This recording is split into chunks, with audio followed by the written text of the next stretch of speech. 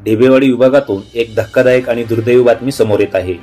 एका 17 वर्षाच्या युवकाचा विजेचा धक्का लागून दुर्दैवी मृत्यू झाल्याची घटना मुंदुळकोळी येथे घडली आहे।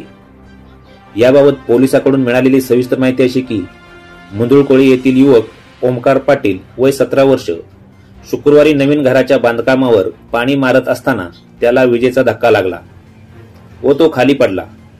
ग्रामस्थांनी त्याला ढेबेवाडी येथील ग्रामीण रुग्णालयात उपचारासाठी घेऊन गेले, मात्र उपचारापूर्वी त्याचा मृत्यू झाल्याचे तेथील वैद्यकीय अधिकाऱ्यांनी सांगितले। या घटनेची नोंद ढेबेवाडी पोलीस ठाण्यात झाली आहे। कराड येथील उपजिल्हा रुग्णालयात उत्तरीय तपासणीनंतर मृतदेह नातेवाईकांच्या ताब्यात देण्यात आला। काल सकाळी त्यांच्यावर अंत्यसंस्कार करण्यात आले। ओमकारच्या अपघाती मृत्यूने परिसरात हळहळ व्यक्त केली जात आहे। कुमजाई पर्व न्यूज संपादक प्रदीप माने, ढेबेवाडी।